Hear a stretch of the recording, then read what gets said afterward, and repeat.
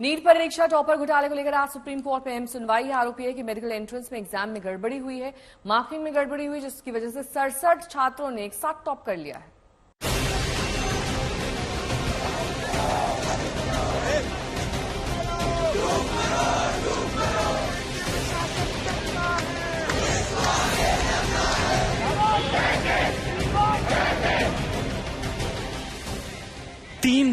तीन तस्वीरें आपकी स्क्रीन पर हैं।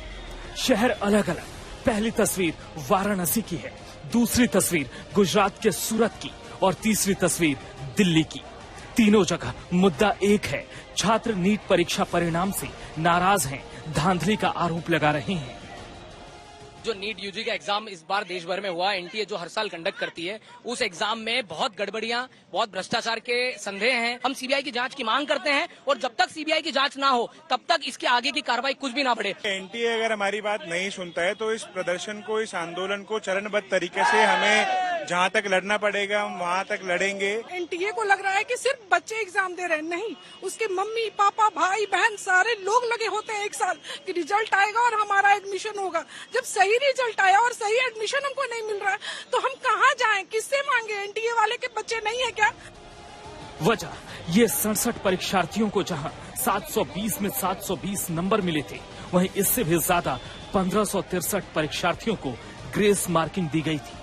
ये ग्रेस मार्किंग 10, 20 या 30 नंबर की नहीं, 100 से 150 नंबर तक की दी गई थी, जिसकी वजह से कई परीक्षार्थी जो मेरिट से बाहर थे वो मेरिट में आ गए और जो मेरिट वाले बच्चे थे उनके लिए गवर्नमेंट कॉलेज में एडमिशन पाना मुश्किल हो गया।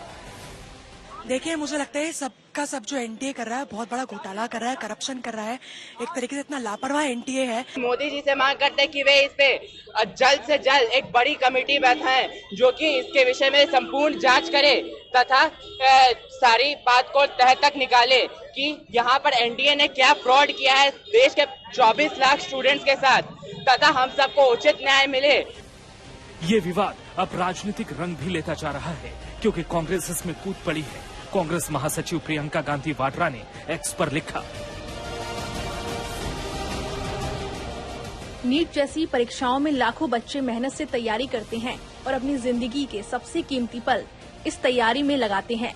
पूरा परिवार इस प्रयास में अपनी श्रद्धा और शक्ति डालता है, लेकिन साल दर साल इन परीक्षाओं में पेपर लीक, रिजल्ट से जुड़ी गड़बड़ियां सामने आई हैं। क्या परीक्षा कराने वाली एजेंसियों की जवाबदेही तय नहीं होनी चाहिए? क्या सरकार को लापरवाही वाला रवैया छोड़ परीक्षा प्रणाली पर गंभीरता से विचार नहीं करना चाहिए? हम अपने युवा साथियों के सपने को यूं बिखरते हुए नहीं देख सकते। उनकी मेहनत के साथ सिस्टम द्वारा किया जा रहा ये अन्याय रुकना चाहिए। सरकार को गंभीरता से इन गड़बड़ियों को सुधारने के लिए उचित कदम उठाने चाहिए।